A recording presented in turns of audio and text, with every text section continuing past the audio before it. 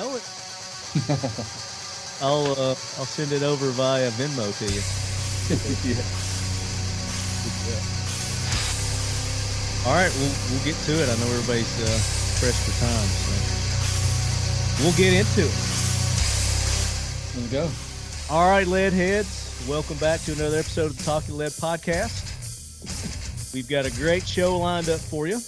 But before we get into it, make sure you go back and check out our previous episode where we talked about bullets versus architecture, where we had Ken Allen Training on, and Ken has done some research, specifically, I guess he's trying to get it more for the law enforcement community, but the effects that bullets have against certain building materials, specifically when they're doing close quarter indoor type maneuvers, which is information that civilians can use as well for home defense and whatnot. So go check that episode out. We talked about different calibers and the effects they have against drywalls and brick and different other kind of building materials. Very interesting episode. You mean bullets don't stop? Well, eventually they That's will. not what it says. So they stop right away. They stop, they ricochet, take all kinds of different paths. So Ken talks about all that in our episode. Chad, you need to go back and check that out. We talk about shotguns too, 12 gauge, the effects that they have, and I just did a blog on that. You did a book on that? A blog on yeah, just shotgun for home defense. The things that people don't think about. Yeah. Well, we should, and we've talked about it before, is turn your blogs into the podcast. Bring your blogs and let's talk about them on the podcast. Could definitely do that. You guys are doing some interesting stories there over at KelTec. So that voice that you guys hear is our buddy Chad Enos with KelTec. Chad, welcome in. Thank you, sir. It's nice to meet all you guys, by the way. Kevin, and I forgot what are the other guys' names. So we got Butch and Chris. Butch and Chris. Nice to meet you guys. So Chad just did our intros for our Cryptek gang, and joining us from the Cryptek headquarters, we have Mr. Butch Whiting. Welcome in, Butch. Thank you, Lefty. Good to see you again. Yes, sir. Appreciate you jumping on and joining us for another episode of the Talking Lead Podcast. And then with you, the mystery has been solved. We've got Brooksy. We have found Brooksy. Where's Waldo? Hey, Lefty, how you doing? Chris Brooks is now with Cryptek. So yes, sir. Congratulations, the move up there, buddy. Thank you. Appreciate it. Absolutely. You should probably be congratulating Butch for having me. It's the best. Yeah. It's very humble. Very, very humble guy. Yeah. He is. And he's well loved by the lead heads. Brooksy's been a regular on the show, and we're glad to have you back, Brooksy. I appreciate it, man. Thank you. Absolutely. And then coming to us from another part of the country, I don't know, I'm not going to disclose your location, but hey, and your video's coming in better now too. Awesome. Also with Cryptic is Kevin Holland. Kevin, welcome in. Thanks, sir. I'm in North Carolina, so. Okay. Yep. All right. Yeah. So Kevin's Cryptic research and development and does a lot of interesting things that we'll discuss that further defines that role inside of Cryptek. Absolutely. And I think if you guys want to do this, and I talked to Brooksy about it a little bit, you're going to be able to do a better job in talking about the backgrounds and whatnot of everybody. But if you would introduce Kevin and his background and talk a little bit about his expertise. So as I mentioned, this is Butch Whiting, CEO and founder of Cryptic Outdoor Group, and Kevin's been with Cryptic for a number of years. Him and the other founder actually served together. Claycorn, when he was done flying Apache attack helicopters with me, he went into the 160th and flew Little Birds. And actually, that's where Kevin and Claycorn met. Claycorn was flying Kevin around and putting him on targets in third world shitholes, and kind of hit it off from there. Of course, the passion for the outdoors and hunting was a common thread. and as Cryptic started to get some more momentum, Kevin moved on and started to work for some government agencies as a contractor. And we were fortunate enough to have the depth and the resources to bring him onto the Cryptic team with the primary focus and role of product development, research and development, and then also major interface both in Navy Special Warfare and Army Special Warfare. And Kevin runs lead and interfaces with Tier 1 Black SOF elements primarily for us, the coalition SOF units. And I think it's pretty publicly known, or at least it can be. Kevin's the only American that's ever been on SEAL Team 6 and in Delta Force. And then also worked for other government agencies as well. So OGAs. Right. The OGAs. Yeah, definitely. So Kevin, let me ask you a question. It's pretty important. I think everybody wants to hear this. Which one's your favorite movie? You're the only person probably on the planet that can get stuck between those two movies. Yeah. Let's just say OEL or something like that. So it's an honor to have you on, Kevin, and maybe we can get you on another episode and talk about your background in a little more depth.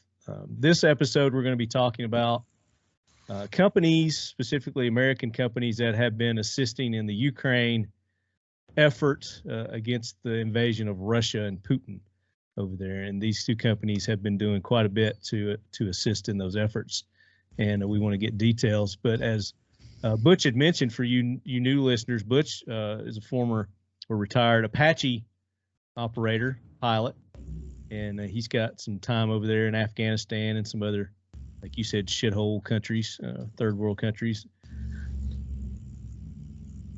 Of course, Butch is well-known outdoor enthusiast hunter, mule deer hunter. Brooksy also big into the mule deer hunting, which is awesome where you guys are in that part of the country.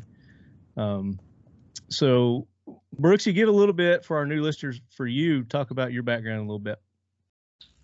My background, I've been in the outdoors for about 25 years now in the marketing and business and product development roles.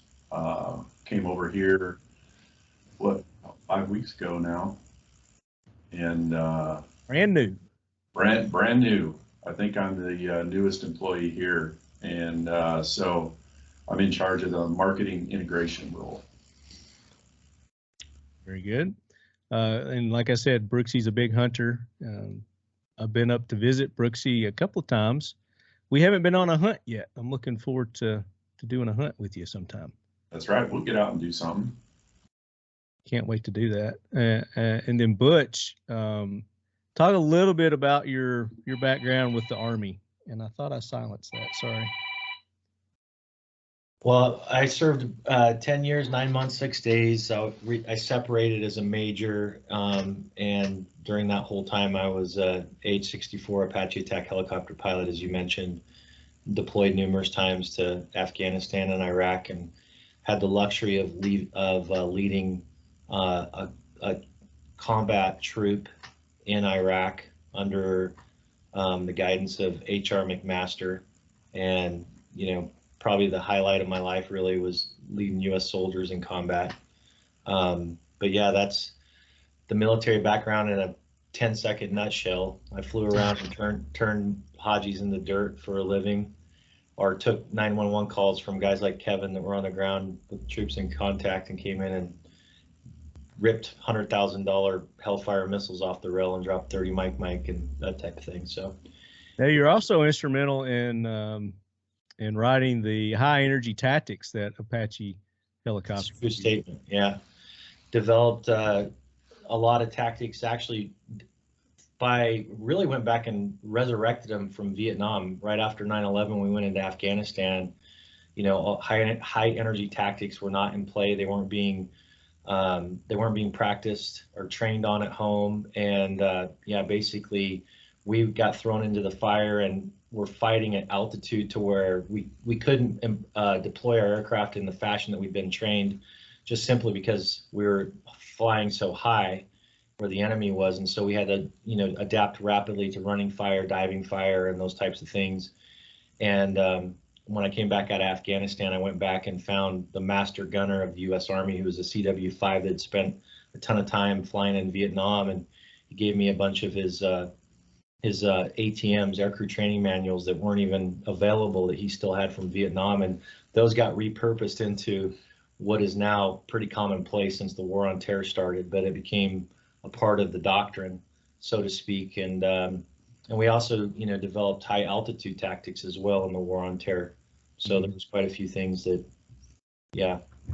Now, did you give him his manuals back? That's the one thing that he demanded. He wanted them back. Yeah, because I think I read somewhere that those were the only one that, of course, that you knew of, and maybe not the only ones in existence, but the only ones. They weren't published on the Reimer library, that's for sure. So they were very collectible. Very good. And now back to Chad Enos, our good buddy there at KelTec. Chad, by far the least interesting person in this podcast. We'll like to point that out. No, not at all. Not at all. Chad is very interesting. And Chad, talk a little bit about your role there at KelTec. And Chad is a competition shooter as well. So Chad knows his way around a firearm. Well, first of all, thank all you guys for your service, and especially the level that you guys achieved and maintained and all that throughout the years. I really appreciate all that. I am the marketing person here at KelTec Weapons, and as Marty mentioned, I just do I used to compete. I haven't done it in a couple of years because of COVID and all the nonsense that was going on, and had a little motorcycle accident too. Yeah, a couple bike accidents, but mainly just got out of it temporarily because it was just such a pain to travel for a while. So hopefully I can get those things dusted off and get back out there, because it was really my passion. So I love to do competitive shooting, although I wasn't super great at it. It was just fun trying. Yeah, other than that, it's just myself and marketing guy here in the office with me. We pretty much responsible for most of the stuff you see in print ads and TV, Matt. that kind of stuff. Yeah, Matt. Yeah, of course. He's listening. Hey, Matt, what's up, buddy? Back there, he's always in the shadows. He just did one of these. Always hiding in the shadows. Love Matt. Good. Yeah. Good that he's there. Chad's also a motorcycle enthusiast, as we mentioned there. He's had a couple of wipeouts and over the last couple of years, but recovered nicely, recouped. Yeah, thankfully. You guys into bikes, into cycling? No. Yeah, I have. No, they're much smarter than I am. Told you. Well, I just kind of wanted to get a background so our listeners will kind of know the qualifications that you guys have and what we're going to be discussing with the war over there in Ukraine, is that you guys have the knowledge and experience, and you've been there, done that kind of thing, and really appreciate again what you guys do for the United States of America and our country and our veterans. So thank you for that. So Chad and I were talking, and this is kind of what got this subject going, was KelTec recently had an opportunity to donate some weapons to Ukraine, and Chad's been all over the national news talking about it, been on Fox and a couple of the big name networks there, but he hasn't really been able to tell the story behind all that. And I wanted to get Chad on to give him and KelTec, which KelTec are sponsors of the Talking Lead podcast, as most of our listeners know, and just wanted to give you a platform to really share the information to our listeners in America that what you guys have done, and I think what you're going to continue to do as well. Yeah, I appreciate that. I would like to get the other guys' opinion on this war to sort of lay a baseline for what we're going to discuss today, because they know a lot more about what's happening on the ground over there probably than I do. We do have friends on the ground there, so we have gotten some reports back about, what's really happening, and all of the political crossfire and stuff, so to Yeah. speak, that's going on over there. And we've gotten a lot of hate for donating these firearms and promoting, that other companies send humanitarian supplies, which is what these firearms are, humanitarian supply for people on the ground over there that are capable of defending themselves. And again, this is just a super small donation in the grand scheme of things. We didn't send combat weapons over there. We sent basically personal self-defense weapons over there for people that might be escaping via truck, train, whatever it might be, or on foot even. Yeah. So they've got something in their hands. And now Kevin's been over there.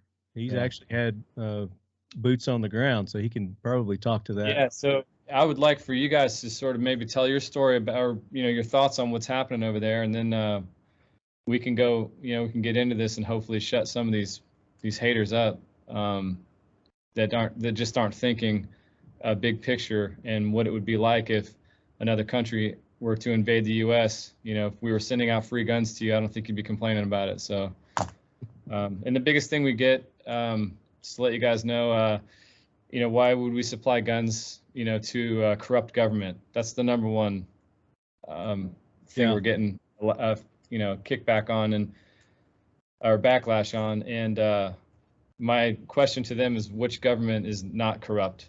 You want us to send guns to that government? Because our government is probably the most corrupt we've ever seen. So, and we send firearms all over the U.S. every Well, that's single going to day. be one of our questions as we get into that. I was going to get into your feelings on the corruptness. Or do you feel that the aid that you're sending over there is actually getting to the individuals or groups that it needs to get to? But you guys want to address what Chad just said, please. Well, it's kind of an interesting bridge gap because you have two different Cryptic stories here. One, Cryptic proper, the headquarters where Brooksy and I are sitting, we've provided gear and primarily apparel to resistance fighters that have requested it. And how did that come up? We didn't blindly send it. We had actually associates that are Ukrainian that are here in our community that were getting on planes and going back to go to their villages and their houses and basically fight with their cousins and their uncles and their grandfathers and family members. Yeah. And so we provided them combat apparel, Kryptek combat apparel, BDU pants and tops and gloves and beanies and hats and shit like that they just didn't have in their assortment, right? And then they hand carried product with them. We've shipped product as well for their community and basically what could be considered, a local militia. So we're not providing it to the government per se. Right. We're providing it to a community that we have a connection to. And, it's kind of hard to say, when you got somebody that is that passionate. These guys are uber patriots, what they went through like in 2014 and 15 and some of the stuff these when they were very young, they're some of the most patriotic individuals that I personally have met. And, for us, it was a no-brainer to provide gear, especially at the level with a personal connection.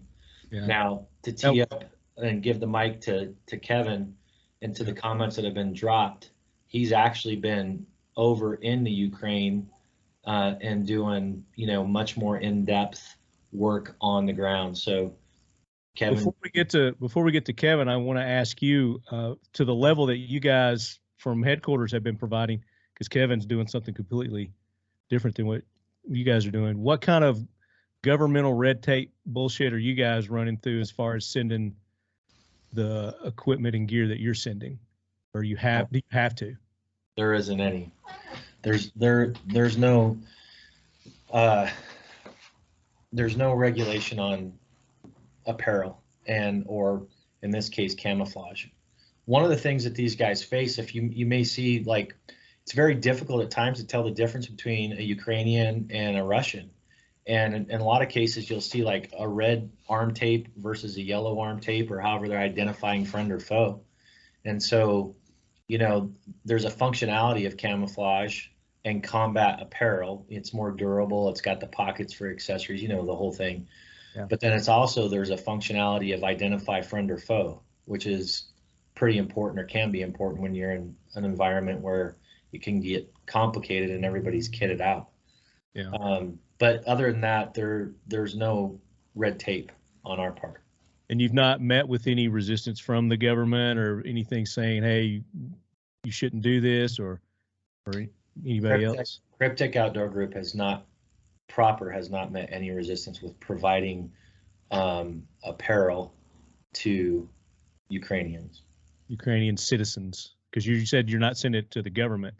So that's good on your part. So that kind of, I guess, eases up the notion that maybe it's not getting to the people that it needs to get to. You guys have a direct line to the people that it's going to and needs to get to. These are nothing more than folks that are taking up arms to protect their loved ones and their personal properties. Yeah. Zero government connection. Very good.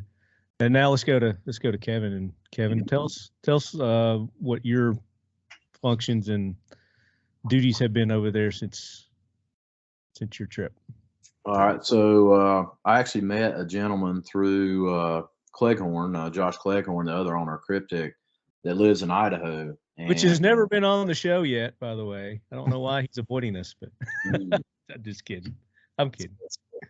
So Josh, I mean, he introduced me to this guy, and and the guy's been trying to get me to go work for him or do trips with him, whatever. He's a retired special forces guy, and he does stuff all over the world, and I just haven't had a chance to go, and so he calls me up about a month ago, and he's like, hey, would you be interested in going on there's some people we need to extract out of the Ukraine. They're in Kharkiv, which is eastern Ukraine, and U.S. citizens, Ukrainian citizens. They were Ukrainian, okay. Yeah, and so I, in a past life, I had trained the Ukrainian Special Forces, and so I was like, okay, yeah, that I could probably bring something to the table for this mission, and so anyway, so Cryptic let me go on this, and so I decided that I'd roll with this guy, and so we went to Poland, got on a train. It's about a 28-hour ride on a train to get to Kharkiv, and they basically give you a piece of bread and like a piece of cured fatback side meat to eat on that train. Some water. So there's no party car where you can get whiskey and hang out and there's no alcohol. They don't allow alcohol either, right now, because I guess they don't want them getting into the bottle so that they won't fight or whatever. So they don't. It's banned right now. So there's none of that going on. So really, we're slicing that stuff real thin and eating it on bread. And you're 28 hours. So at about hour 15, we started eating it. So it was like, okay, we're going to eat this. So we ride this train to Kharkiv, and the company that had hired us to get these people out is a tech company, and they were wanting to get these people out of the country to keep their business going, but also to be able to help against Russia. Was it an American tech company? Well, the owner is American. Yes, that's how he contacted the owner of the company that I went with, and that's how we got in there. So anyway. So we get these people loaded up, we get them on buses, we get them moving out, and I was telling you earlier before we got on the podcast that after talking to the guys, I knew a couple of the guys that were Ukrainian, the special forces guys, and they're like, "Hey, can you train us, on a javelin, how to shoot a javelin?" Because they just, I guess, they weren't the people that they were running. There was only a couple special forces guys, and then there was the home guard, basically the National Guard guys that were defending the city of Kharkiv, and which is basically almost surrounded right now, and they're rubbling the city with artillery and cruise missiles. It's terrible. So I'm like, sure, I've shot plenty of javelins. I can train you on it, So they come carrying this thing in the case, and they open it up, and it's not a javelin. It's an Inlaw, a British anti-tank rocket, So I'm like, I said, you guys just give me a couple hours to go through this thing, this, that. So I went through it, and I ended up figuring out how to shoot it and not kill myself. And so I ended up training a couple hundred of these guys on how to shoot this rocket. And I mean, it's pretty close on how, but it's a little bit less technical than a javelin. So we figured it out and ended up training them on the thing. They actually went out with them a couple times on their missions while I was there. And then we ended up, our contract was over, ended up exfilling out of, we got on the train, exfilled out. So you actually did some training on ground, impersonal personal training there with those guys on something you didn't know about, but learned in a few minutes. Yeah, it was weird. But the whole time was the law versus the javelin. The in-law versus the javelin. Yeah, it's a rocket that's good to like a stationary target 600 meters, a moving target 400 meters, and it's a pretty good weapon. It comes in from the top or from the side. I learned all about it. I had to. But yeah, they were very appreciative of the help they receive and anything they get. You know, they're just, because they really had nothing. You know, rusty AKs and you know, some old pistols. So yeah. Now, were these actual? I think you said that were these guard members? Is that what they were? Or are these actual citizens? Well, these are home guard. I mean, they joined the military, which is basically kind of like our National Guard. Yeah, like our National Guard. Just, hey, they're in their area, they're in the city, or the Russians are surrounding the city of Kharkiv, and this is their National Guard that's fighting these Russians. And so the Russians are basically sending artillery rounds into the city, cruise missiles. They sent a cruise missile through their White House, which is Kharkiv's the second biggest city in Ukraine. Yeah. And so I think probably the day before I got there, they'd sent a cruise missile into their White House equivalent in Kharkiv, and it went like through every floor of the building, which is a 10-story building, all the way to the bottom, and then exploded into the bottom of the building, killed a bunch of people, and so pretty much wiped out. So they had to move. So we were in the a basement of a parking garage, running operations out of that parking garage. Holy cow! Yeah. Now, did you meet any resistance or flack in going over? No, none whatsoever. Yeah, well, that's good. Now, so a little side mission on your main mission. You got a little training in. Yeah. So the evacuation. How did the evacuation go, and what did you use? What assets did you use for that? So we basically rented buses and hired drivers, and we had a police escort for part of the way, because the reason I stayed behind was to give those guys the police escort was to get those guys going. They provided us the police escort if I provided the training, basically. So, I mean, they didn't say that, but it just kind of was like one of those, hey, you know, because I'm like, look, I mean, that's our contract is to get these people out. And can you guys help us with, you know, police escort? And they did. They escorted the thing all the way back to Lviv, which is. Yeah. So they were like, you show us how to do it and we'll help. Absolutely. So it's an incredible distance. It's like driving across Texas. Oh, you know? gosh. Yeah. Wow. And they were driving. So it took days, you know, so they needed an escort because they would get stopped and by police. And the guy that I was with actually had went with the buses, and he was armed because the people in Kharkiv armed us. They're like, hey, it's just like Stalingrad. So, hey, you better take this gun because you might need it. And yeah. So, you know, and if you don't have a permit for a weapon, you know, you're in trouble. So he needed that police escort to get those people going. And so in a few days, probably 3 days after they left, I got on the train and I took off. But I had a bunch of SSE, sensitive site exploitation, a lot of intel that we had in a huge bag. And so I've got that on the train with me, and I've got a gun and everything else. And so I met the intel agency for Ukraine in Kiev, ended up getting the guys and handing them this big bag off the train, and they come running up, grab this bag, and I get back on the train and then head on to Lviv. So wow, that was the deal for basically them giving us a police escort for those people to get out of there. Yeah, you bring up a good thing. You said that as far as the firearms, you have to have a permit for that. They had just recently changed their laws, their gun laws there, to where people did have to have a permit, and it was only under. It's kind of like trying to get a gun in New York or something like that. You had to show a reason why, and you could only have it. You couldn't carry it outside your home. You could only have it in your home. Had to be locked up and blah blah blah. But then, sometime around like February or March, they basically you come show them an ID and they would arm you. Is kind of how I, in a nutshell, how I heard it. Yeah, that's for Ukrainian citizen Americans. You still have to have a permit. And all this. Okay. Yeah, but no, I mean, when you're in that situation, they hand you a gun and they're like, "Hey, here you go, pistol, chest rack, AK." Yeah, you ready? You willing to help? Any swing at that, they're going to give them a gun, right? Yep. So very good. So you just recently got back from that mission, I understand? Probably a week and a half ago. And I take it was successful.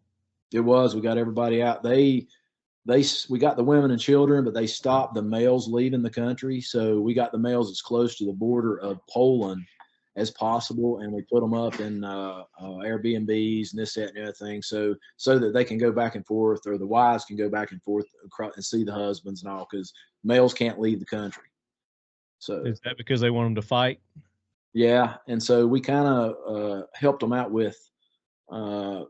These guys are, they're good at technical. They're good at the computers. They're good at all that. So they're actually linked up. I linked them up with the MOD, Ministry of Defense of the Ukraine, to help hack Russian. They do intelligence type stuff. Exactly. So now they're linked up, and so it's a good relationship. So, absolutely. Yeah. And about how many people did you evacuate? 300. Wow. Yeah. Holy cow, man. You said a few buses. Jeez. Yeah, it was a lot. We got people also out of Kust. It's a southern town, and then there's a town bless you, in Kiev. We got people out of there. So I was the Kharkiv part because it was the farthest east, and then those other guys got guys out, and they met them en route, and then everybody went to Lviv, and then we got them as close to the border as possible, and so that's where they're at now. 300. Did you run into any resistance on the way at all? Besides the law enforcement that was checking you over? No, we didn't. Basically, we had pretty good intel on where the Russian checkpoints were and this, that, and the other thing, because Russian checkpoints, they pull the Americans out and shoot them. So, we definitely wanted to avoid those.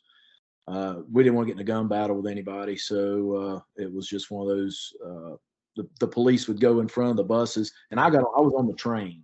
When I left, I was on the train, and so it was just one of those, that's really the best way to travel there is by train. So when you were there at that point, the Russians had infiltrated that far in? Oh yeah. They were, I don't know.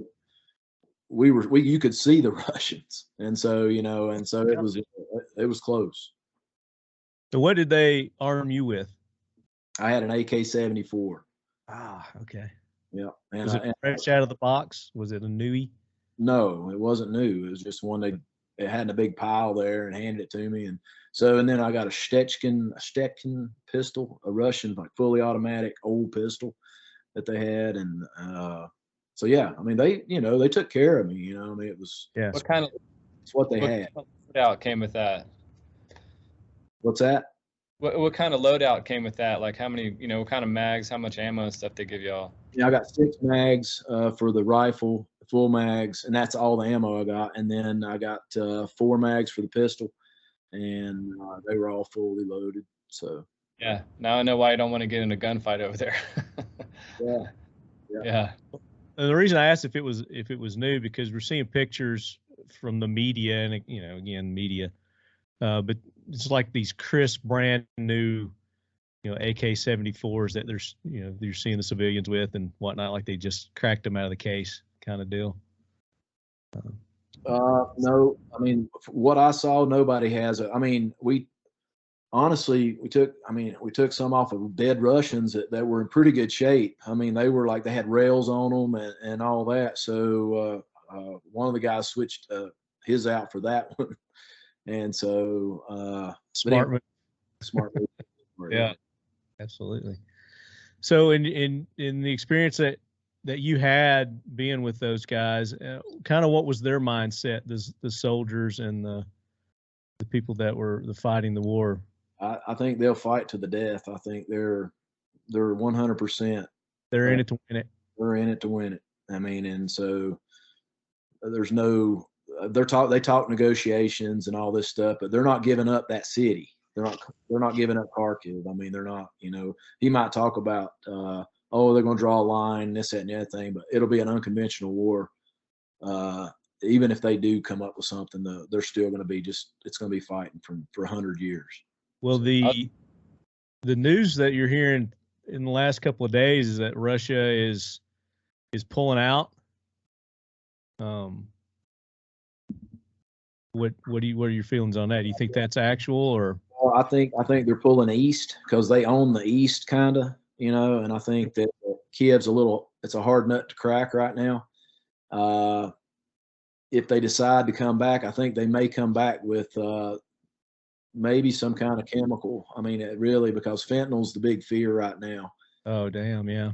Yep, and fentanyl's what you have to have an EpiPen. If you don't have EpiPens, you die in 30 minutes. So that's the thought process right now. I think that's what their biggest fear is, that they might be why he's pulling his guys back, pulling everybody out, and he's going to use the chemicals. Maybe, you know. Anyway, so that's just, you never know what that guy's going to do. You never know what he's going to do. So along those lines, I got a couple questions for you, Kevin. So besides the bombings, like you personally, what sort of like Russian brutality did you see on the street, if you saw any at all? Yeah. Well, how the Russians being, you know? Yeah, what you really see is that they just indiscriminately they'll bomb a neighborhood, they'll artillery, and the jets will come in, and it's just like an apartment building, you know, and they'll just level the thing, you know. And I mean, there'd be people laying everywhere. We would go out with the guys, and they're like picking people up off the streets, just body parts, and wow. You're just like, what the heck? Why are they bombing an apartment building? You know, I mean, and rubbling it, you know. And that was the biggest. I didn't understand that part. I can understand them sending a cruise missile into their military headquarters, but it was just one of those senseless acts that was happening, because they were sending artillery in probably 100 yards from where we were staying, our hotel. So it was eye opener. Yeah. I had to ask because we obviously can't trust everything the media says as of late, and I've seen some reports of them bombing hospitals, and like you said, just indiscriminately, bombing neighborhoods and apartments and stuff. So I didn't know if that was true or not, and the people that we know on the ground had gotten out early, so they can't give us any eyewitness account to any of that kind of stuff. I don't think it's so indiscriminate. I think they pick a building to shoot at, and they shoot at that building. You know what I'm saying? It's not like they're just launching stuff everywhere. It's like a grid. They'll hit a grid for like all night long, just keep you up all night with all the. And the next day you go, because we go check it out, and they're just dead people everywhere, civilian. Yeah. Is it psychological, you think, is why they're doing that, to get the people to quit fighting? It's the Russian way. That's the way they do it. What's the biggest misconception or error that you see the media is reporting? Well, you see all the wins, and and it's just like, oh yeah, they're doing great. Well, I was with them, and they don't have everything that you think they have. They're like, so they're holding on. If Russia gains air superiority, then it's over. Mm-hmm. And that's my next question too. Is how do you guys feel? And I'll start with Butch. How do you guys feel about the requests to shut down the flyover, shut down the airspace? It's just a slippery slope with NATO involvement and the U.S. involvement, and you can just see how even Biden gets off 9 words on his teleprompter, how it can cause such a turmoil with communications. But as far as providing them, MiGs out of Poland or MiGs out of wherever they may come from with pilots that are in country, I think that's a fair ask. As far as, NATO's involvement in actually taking control of the airspace, those are big boy decisions. And folks like us, don't even have an inkling of the second and third order effects of those types of decisions. So, there's certain discussions that are occurring that we're not privy to all the information, but I do know the bantering and the saber rattling that's most troublesome out of that is, you're up against a near peer nuclear weapon holding entity. And, this is stuff that we thought we wouldn't be talking about anymore in our lifetime. And so those decisions have long-term, potentially super significant ramifications. So as far as the air superiority, my opinion would be if we can get them airframes, whether they're combat airframes or humanitarian airframes, and they have the pilots that are in country, or there's guys that are willing to jump on the mercenary bandwagon, contractor bandwagon, and go in and deploy those airframes, by all means. But to actually put the NATO sanction of approval on no-fly zone, I think is a very dangerous proposition and an overall very strategic. Because if they do that, then they have to enforce it, and then that puts them immediately conflict. I mean, who's gonna be the ones that are either shooting down Russian aircraft or patrolling the airspace or whatever it may be? So I think it's a very contentious situation when it comes to NATO's involvement and the US's involvement. Have anything like an Apache in their arsenal? The Russians do. Well, the Russians do, but the Ukrainians? I'm sure they've got some airframes, but I don't know if it's to the level of what the Soviets have, and quite frankly, I've seen some videos and stuff that I'm super shocked we are not seeing on the news of the Ukrainians just absolutely smacking the shit out of Russian Hokums, which would be their equivalent to H-64 gunships. A little different, but I mean, I'm surprised we're not seeing that, really. That the media. There's been some, but not to the extent of what the success that the Ukrainian resistance is having. Deploying Stinger missiles against helicopters, which are they're intended for fixed wing, but they work really well against helicopters too. I mean, that's what the Afghans used to get the Russians out of Afghanistan. Yeah. Well, they've been upgraded quite a bit since then, so they're even better now. Yeah, definitely. What are your thoughts on that, Kevin? I kind of have to agree with Butch. I mean, it sounds good to, let's just go wipe them out with her, but you don't want to be the one to cause what could happen, and you don't want to be the guy you don't want to see one of our pilots captured by the Russians, and I mean, it is what it is at this point. I think if we can get people in there and give them the right tools, and you can do that without coming out and saying it, that's what we're doing, and if you give them, the United States is really good at that. Yeah, if you give them the right tools, if you give, I don't care if it's Polish pilots, whatever, they're next. So if I was Poland, I think I would be like, hey, let's go over there, and but you can go about it in a way that you don't start World War III. Sure. So since doesn't appear anyway, I mean, if I were a top level government official, especially the military and or the president, I would definitely not be telegraphing my next move. But it appears that no one's helping necessarily. So I know everyone always calls on the U.S. to help sort of police these things. And to be honest with you, if it's for a sovereign nation that's an ally, then by all means, we should be helping them support, in my opinion. But there's so many European countries that are allies, and I don't hear any stories about any of them stepping up and helping with this resistance. Have you guys heard of anything going on along those lines? Actually, yes, and they are. I mean, I'm actually shocked that when I found out that the level of our European allies they're helping a lot, and good. And that's keeping the horde at bay right now, is what all is being put in there. And this is straight from the Ukrainian MOD. because I was speaking with a chief of station of a European country, and they were wondering the same thing you are. And they said, hey, can you find out if what we're supplying is being received, And I did. I found out, and they said, look, this is a super sensitive subject, but we are okay with this country. And we're okay with the US. So, I mean, so there's a ton of stuff getting in there, and that's the only reason they're not overrun right now. That's good. That's good to hear. Which leads me to segue into what sort of support? There's a lot of people I know of coming from the U.S. to go over there to either train or put together fire teams or whatever it may be, put boots on the ground over there to help with this resistance.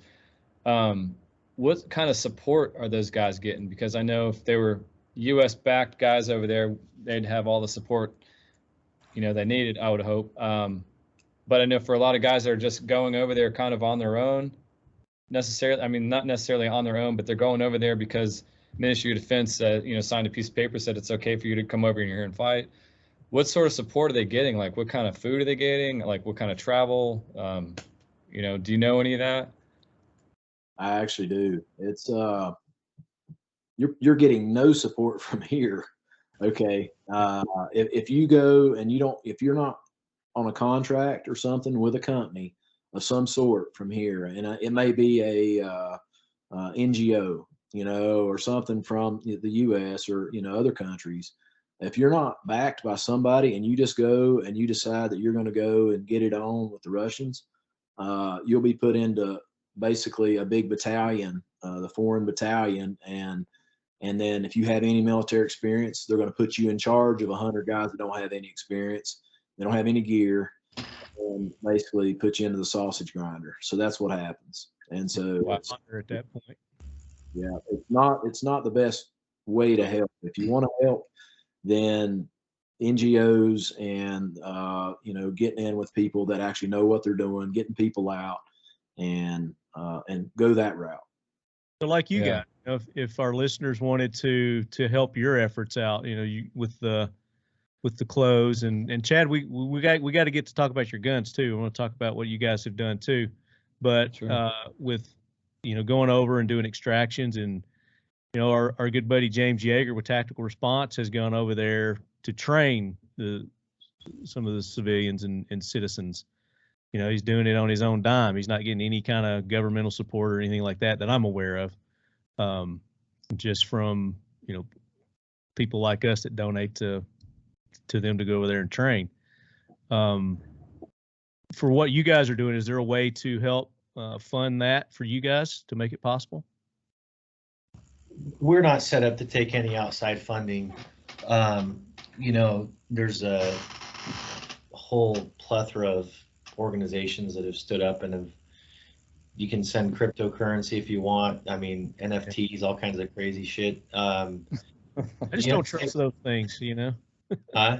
I just don't trust that those organizations, it's actually going to what it's supposed to go to. And I think a lot of people with these donations that have been set up are, it's lining their pockets. Is what it's doing. But I mean, with reputable people like you, people we know, and we know that it's going to go. That's the kind of organizations that we want to hook our listeners up with if they feel so led. Yeah, well, I mean, if there was an outcry and an outpouring, I mean, we'd be more than happy to up the ante on something as simple as, whether it's plate carriers or BDUs. The donations that we made, again, like I stated before, they weren't done blindly. They were already done with American passport carrying Ukrainians who were born and raised there, that we have personal relationships with, that live in our community. And in fact, one of them happens to be a good hunting buddy of my dad's. So, that confidence level on our side is way high, that we're not just blindly, sending off gear or off money or whatever it may be and hoping for the best. I mean, it's, we know for sure. What I don't want our listeners to get caught up in too. So if you are going to donate or you want to donate, do the research on who you're donating the money or supplies or whatever to. So You're probably right though, Lefty. I'm sure there's a lot of, when the smoke clears, I mean, in every crisis, there's going to be folks that monetize somehow in the middle with, collections on donations and stuff. And it's super prominent right now. I mean, a lot of it is either in humanitarianly focused primarily, with the border camps. Group is one of those NGOs that you guys were talking about, GORTA, the Gorda Group. I think they're a pretty well established NGO that set up for humanitarian relief and aid in situations like this. Oh yeah, I'm sure there's ones that are completely legit, upstanding and legit. Yeah. So Chad, let's talk about the KelTec contribution. Tell the story of 400 sub 2000s. That's the thing a lot of people have asking too. Which guns did you guys send? It was the sub 2000, right? Correct. Yeah. Yeah. So for you Cryptek guys, that's amazing that you had a direct line, essentially sending people from your community over there to basically hand deliver those items. That's so critical in making sure that they get to the right people. We unfortunately do not have that luxury due to the nature of what we sent. So we did have to send those guns to the Ministry of Defense over there, and we've got a contact over there. And we weren't necessarily assured that this was going to happen, but the idea was to get those guns into the hands of people in communities that have actual experience, be it former military personnel or law enforcement in these different communities, just so that somebody somewhere in a neighborhood, in a house or a church or school or whatever, or especially on the trains that you mentioned, or people trying to get out, they've got some sort of escort weapon, as opposed to just being empty-handed and relying on a handful of people to protect 300, such as in Kevin's case there. So that was the idea, was just to get something over there with the hopes that other manufacturers or other companies or other people would jump on board and donate and do the same thing. Because according to our distributor that we had over there, initially these guns were going to go to a distributor, and I guess they saw the writing on the wall pretty early, so they actually got out, and we lost contact with them. We've since reestablished contact, and they're fine. They got out okay with their families and everything. Glad you gave their guns away. yeah.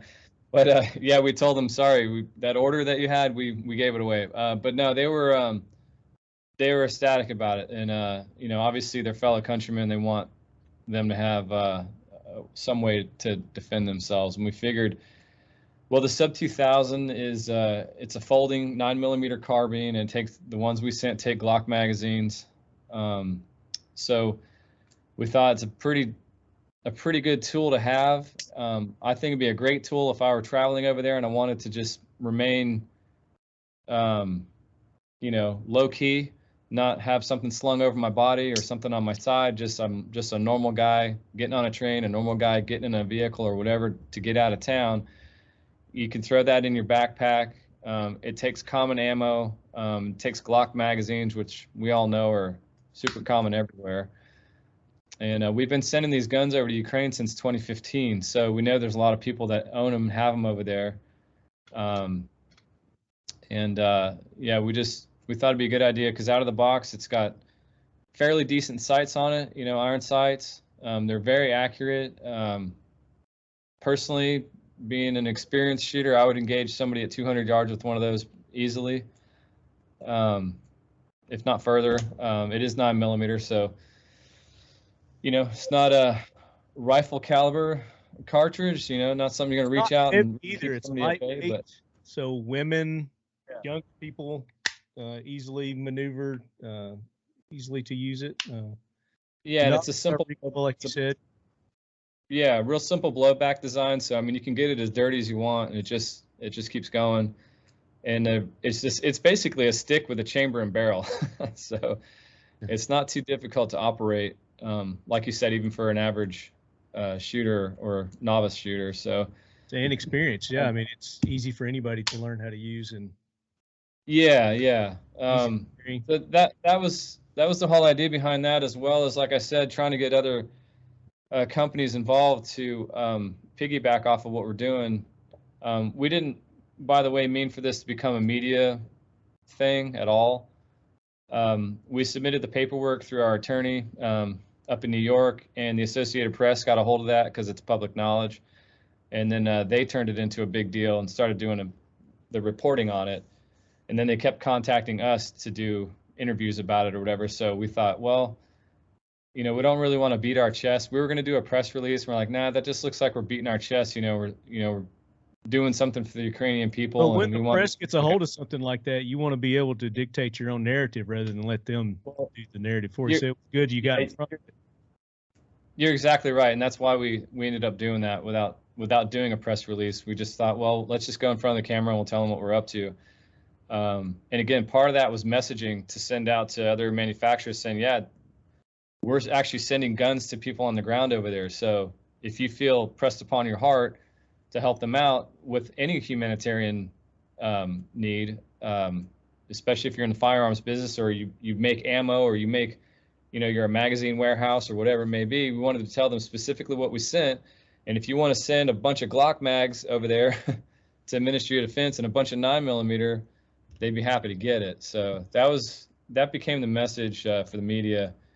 And we just wanted those, everybody to know that we're trying to help the people on the ground over there. We're not necessarily supporting the Ukrainian government, et cetera, et cetera. I don't know a whole lot about the Ukrainian government. And like I said at the top of the show, like every government's corrupt. And I know that, people look at the Ukrainian government as being this super corrupt entity or whatever. I don't know much about it. All I know is that country is being most corrupt. I said it's ranked as one of the most corrupt, just under Russia. Yeah, well, I mean, I would argue that the United States is probably the most corrupt because it's where I live, and we see the corruption every day. But there's the point is there's no government that's not corrupt, But these people, the civilians on the ground, they don't have anything to do with that. Like we don't have anything to do with the corruption in our government, right?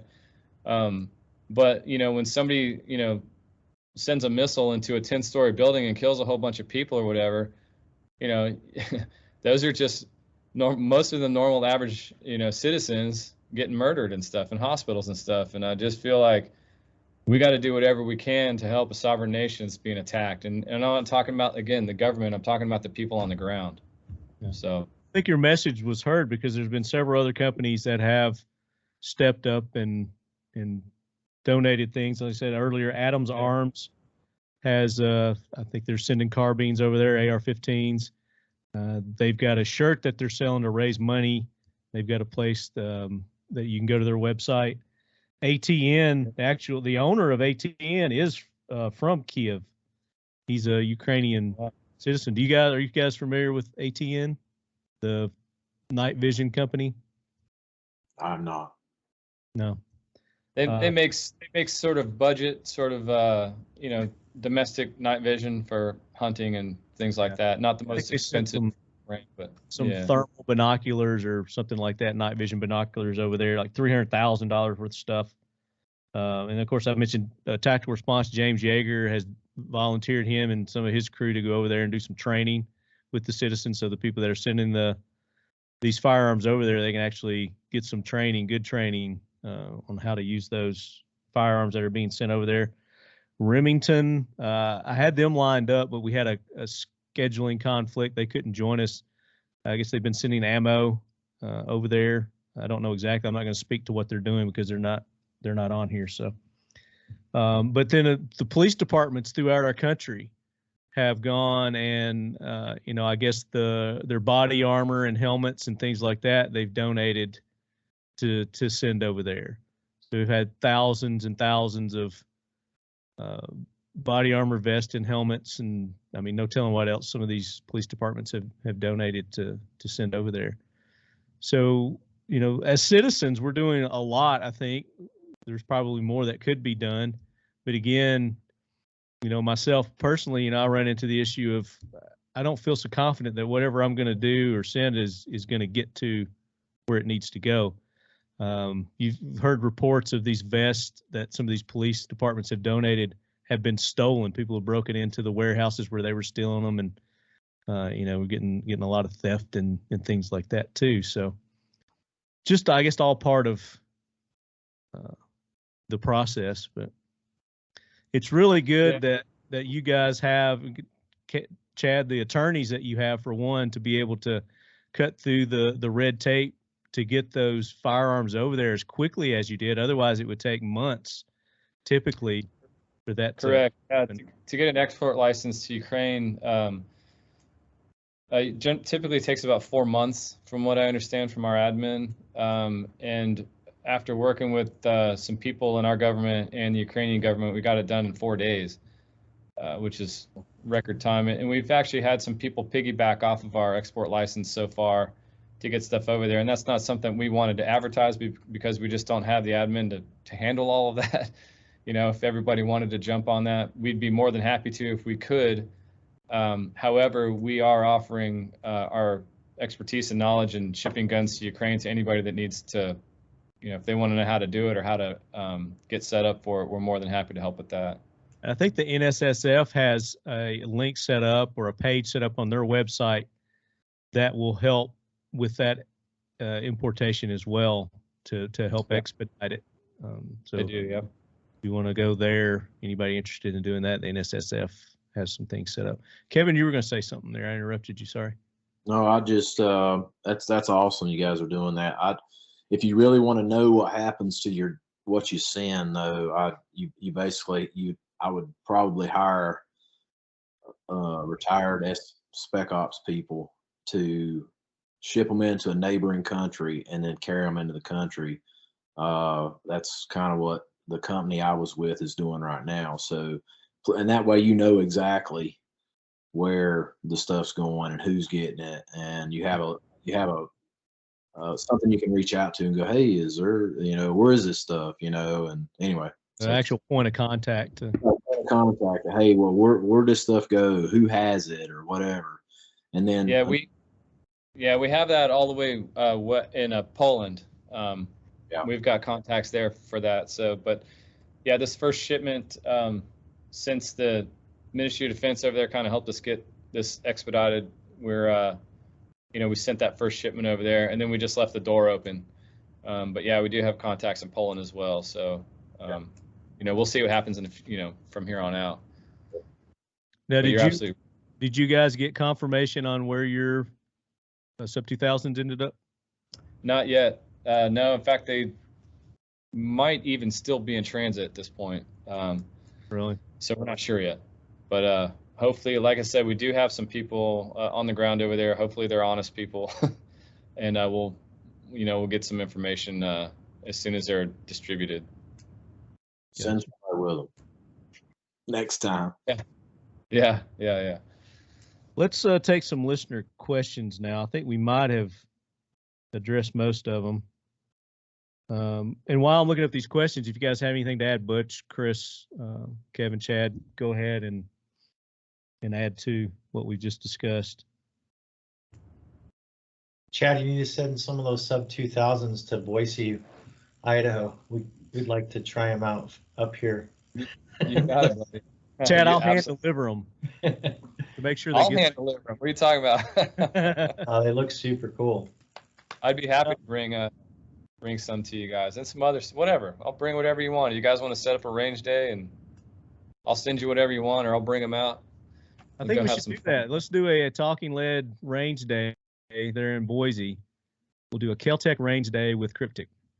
You don't have to twist my arm, brother. You know that. All right, PPRN. What type of camo is best suited for Ukraine? It's a pretty good question. Cryptek. Cryptek camo. I think you mean which of your camos? Highlander.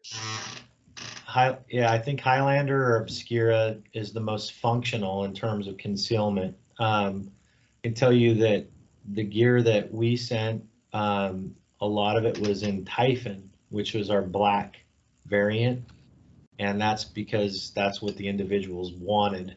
That's what they chose. So they're also a different mission set. It was more of a defensive, like checkpoint, roadblock type mentality. But in terms of functionality, it would be either Cryptic Highlander or Cryptic Obscura Transitional. Cool. See. Oh, that Obscura is really cool. Yeah. Torag 77. Can U.S. citizens make purchases and have those items sent to Ukraine to whoever needs them? So I think they're asking Chad if they could buy a sub 2000 and then have it sent over, or any of your stuff, I guess, Butch. Yeah, we keep getting asked that question, and the outpouring is phenomenal. The people that want to support, people on the ground over there, but we're not set up for that, at least not yet. And I guess we'll have to see how things sort of pan out. I don't know. We'll see what happens from there. Yeah, but I don't think they would be able to do. I mean, they might be able to donate money, but they can't actually buy it and then have it sent over there. No, they can't buy it, but it would. Yeah, like I said, we're not set up for it. But if they did want to donate funds to buy, whatever product and send over there. I mean, a lot of these people probably have family members over there that haven't gotten out yet. So or are males like that, and they can't get out. So yeah, that's a sticky. That's for us. I haven't heard, and I'm glad that you brought that up. I wasn't aware, Kevin, that the males weren't allowed to leave country. Nope, they banned them from leaving. I think the age cutoff is 16 years old and up.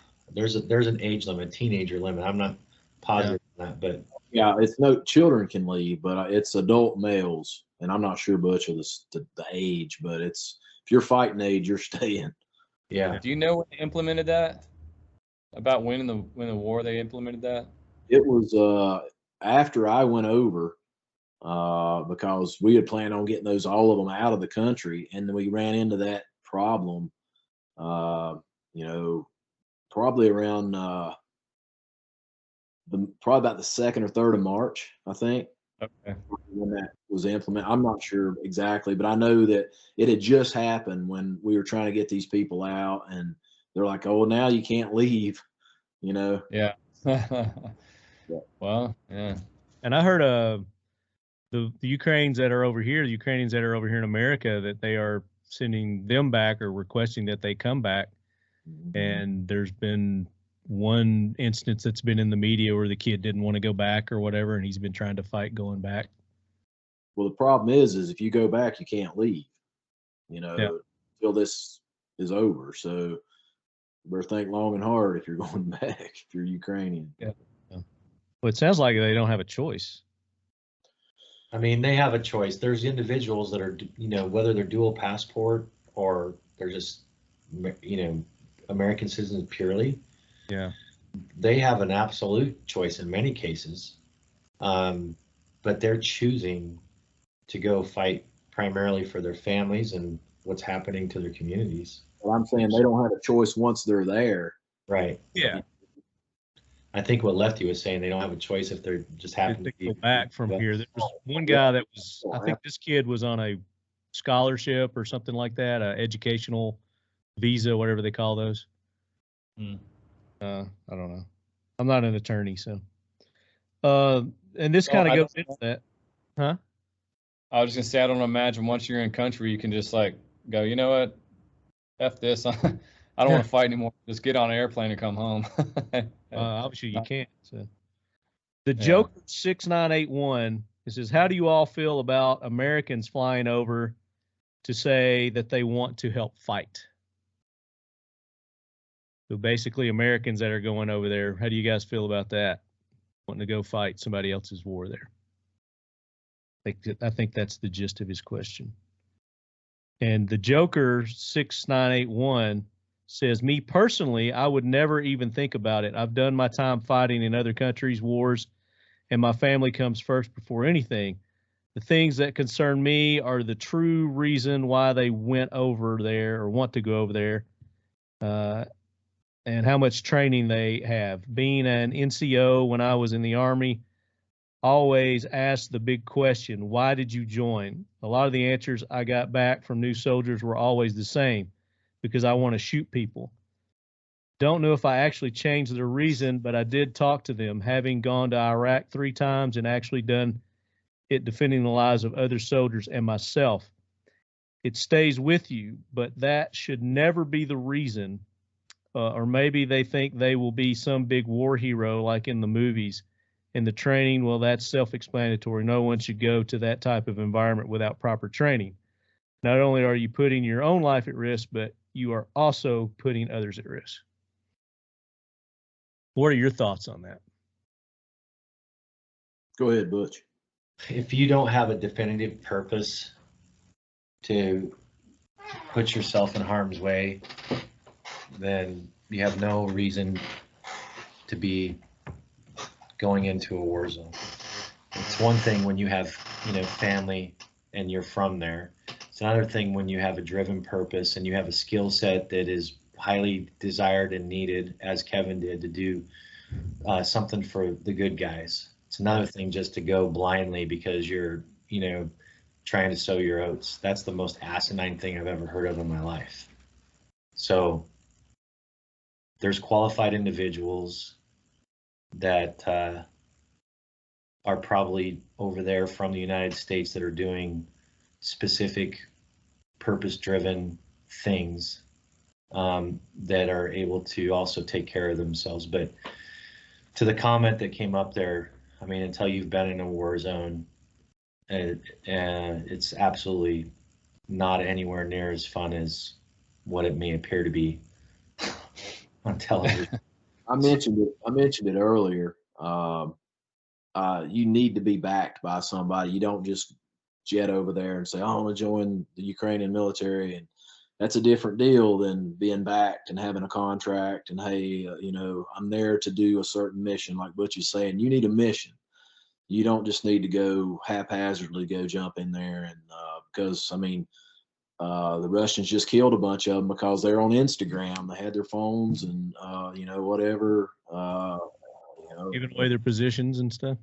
Yeah, and it's just like, obviously they weren't trained to be in that position. And so if they do go and they do, I don't recommend it. They definitely need to leave those at home. So, you need a mission. You need, why are we there? What are you going for? If you're just going to go to war or try to get in on war or something like that, I'm like Butch. I've been in a lot of war, and it ain't all it's cracked up to be. So. Yeah, and if I can reiterate what you said earlier, Kevin, the mission, at least for me, would be if I had a particular skill set and I could go over there and help out, and was available to do so, and young enough, my knees worked, but I would go over there, and my mission would be to escort people out, to just be some sort of security force for people just trying to get out of that place. You should be more humanitarian than battle. Yeah, because again, it's not my fight, it's not my war. And would I sacrifice myself for some free people? Absolutely, of course. But I wouldn't. It's just me personally. I know a lot of guys want to go over there and play Army, like you said, and you're going to get a lot of those comments. We've gotten a lot of those comments. But at the end of the day, I'd want to be over there just to kind of help people out, not necessarily serve in some sort of combat role where I don't have the experience or know what the heck I'm doing. I know how to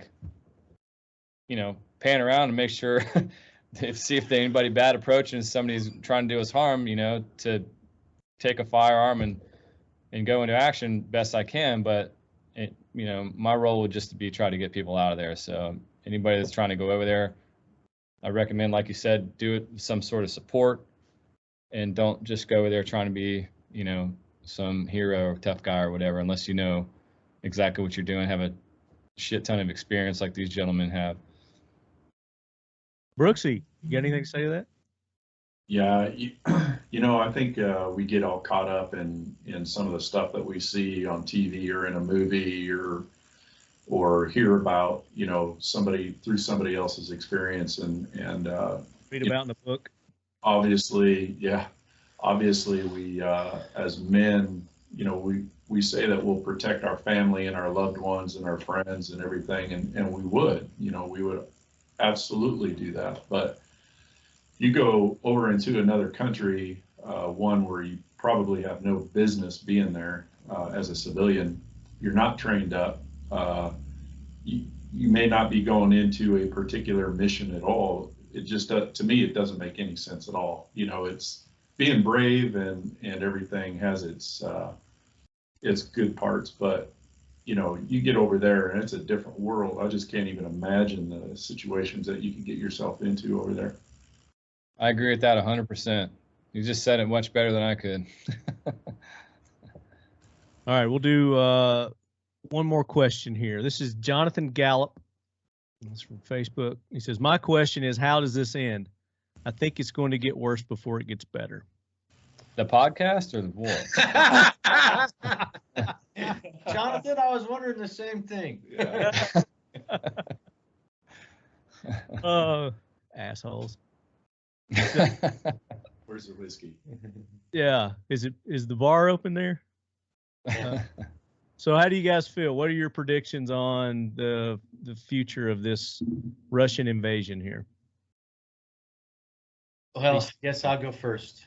I feel and believe that the Russians have a much different mentality than the West does with regards to how long they're willing to grind this out. So they're willing to, their objectives, if it takes them much, much longer than we would tolerate for that region, could go on for a long time. And to say, how's it going to end? A lot of it's going to be how it's handled diplomatically. But I don't know how it'll end. I do know that right now they're taking a pretty good walloping based off the support that they're getting and the weaponry that's coming in. And at the same time, I also am strongly under the impression that Russians doesn't have its best foot forward, if that makes sense. So the elements and the units that they're up against might not be first string, for lack of better terms. So the end state, though, is it could go on for a very long time and not end for quite some time. Kevin? I agree. I think Russia's kind of a paper tiger. They don't have the equipment or the motivated military that they need to conduct this type of operation and successfully complete it. So I think they're probably going to, kind of what's happening right now, they'll probably kind of pull east because they've already claimed a couple of places toward the east, and then they're probably going to continue to press, but I don't think they're going to press the rest of the country until they can kind of recoup from what the losses they've sustained so far, because you can't sustain the losses. They've already lost twice as many people as they did in Afghanistan, I think, in a month. And it was in Afghanistan for 10 years. So wow. It's crazy. But yeah, I think I think they're just, they've been supposedly the second most powerful military in the world. For all these years, people thought that was the case, and it's not. So I was shocked to see the equipment that was being shown, just all this old Cold War, pretty much outdated garbage for the most part. A lot of these guys, I was definitely surprised to see the equipment that was on the ground there. Well, I picked up night vision from the Russian soldiers that didn't need it anymore, and it was from Vietnam. It was Vietnam era night vision. So, oh my gosh. I think even our Marine Corps has gotten past that, haven't they? I think the Russians hand it down to our Marine Corps, but wow. Chad, you want to give a analysis on your predictions of how it's going to end up? Well, I'll tell you this. The Bible says that men war because they have not, meaning Putin wants this stuff, as far as I know, and I don't think he's going to stop until he gets. And I have to agree with what these guys said. I think they're just going to I mean, I don't know. I'm not a, I don't know how to predict all this stuff or whatever any better than anybody else, but I think they're probably going to sit back and recoup because I think you guys are right. I don't think the Russians expected to get smacked like they did. And this is just, for me visually seeing what's been going on, what people are reporting, I think they got their asses handed to them and they weren't expecting it. And so I think at some point Putin's going to sit back and just maintain what he's already gotten, and then and maybe try this again and charge forward. But I'm hoping at that point that time has bought some equipment and it's bought some training for the people of Ukraine so they can actually fight back. What about you, Brooksy? Yeah, I agree. I agree with what everybody has said so far about, I don't think Russia was intending to get smacked like they did. But what makes me nervous is, to point out one of the things that Kevin mentioned is that if they're pulling back to recoup and to deploy any chemical warfare, that's what makes me nervous. That creates a whole nother issue. And if that's the plan, that's a pretty scary plan. And at that point, if they do that, do you think NATO will get involved at that point? Is that what it's going to take, or they still keep their hands out of it? I would think that they would get involved, but it doesn't mean they will. Well, NATO's already activating their CBRN elements and brigades in anticipation.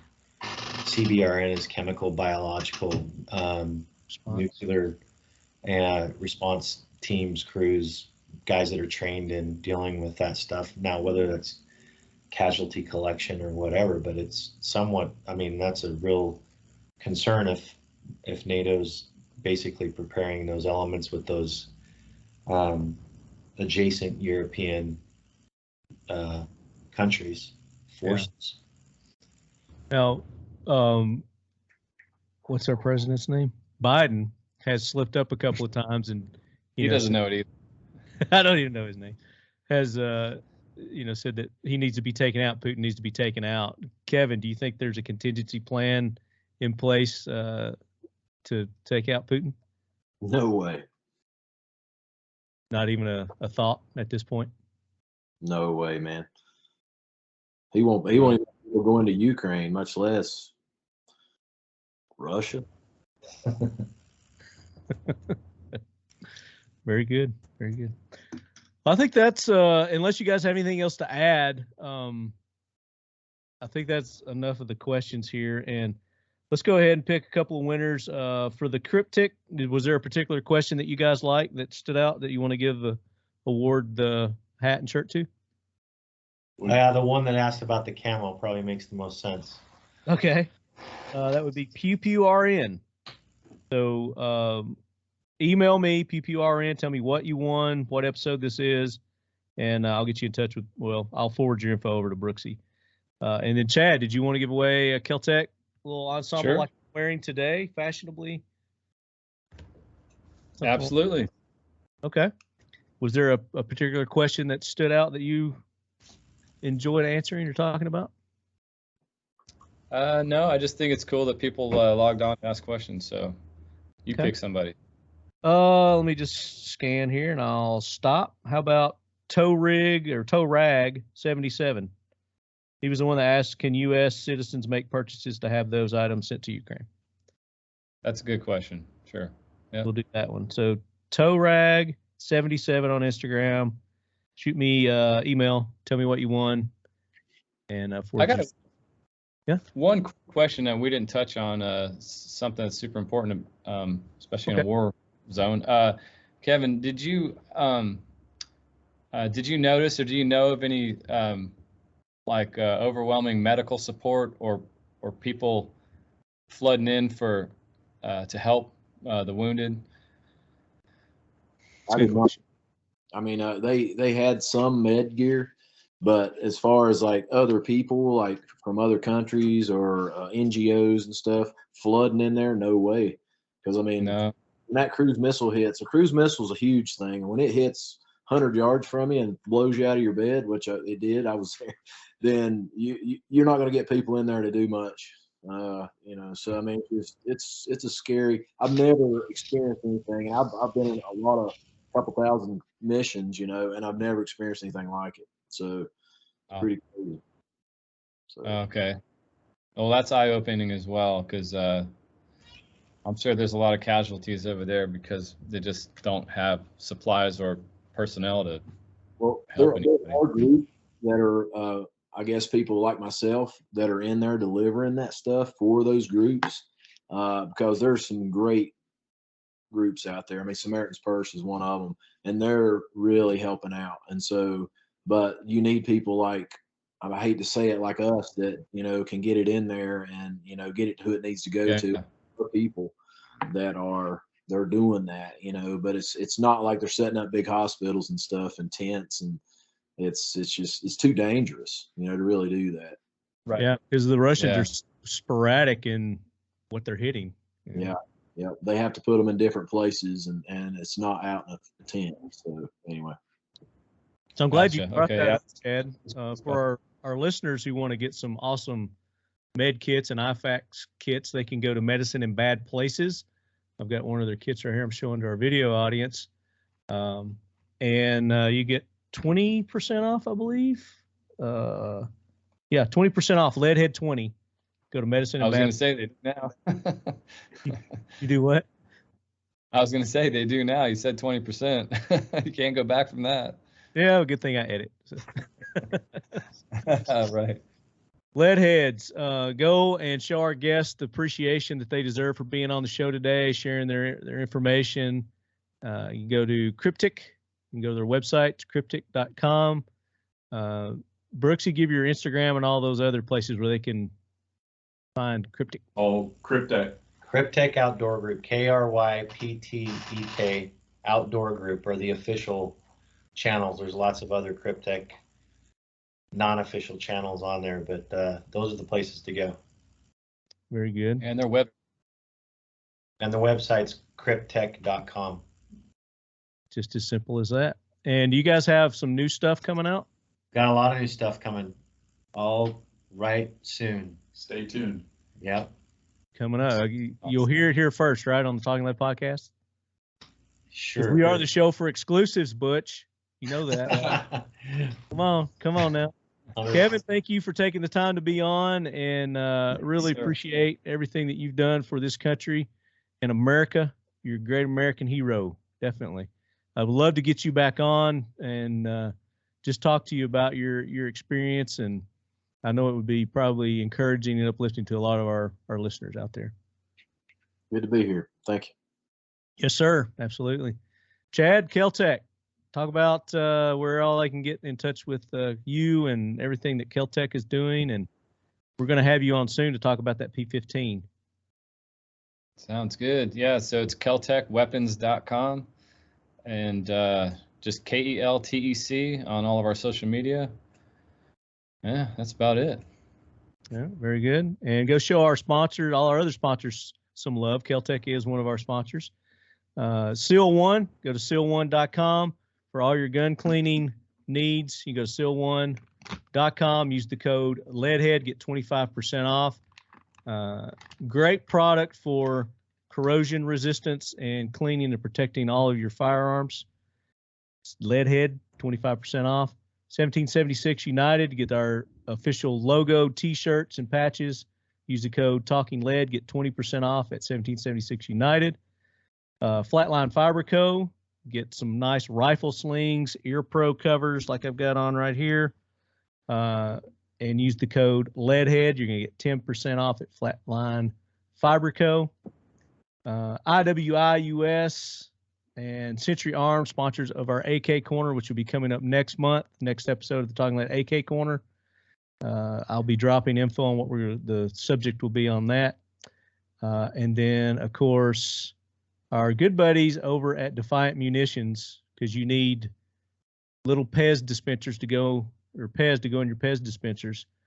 Defiant Munitions, ammo, 10% off. Use the code LEADHEAD over at Defiant Munitions.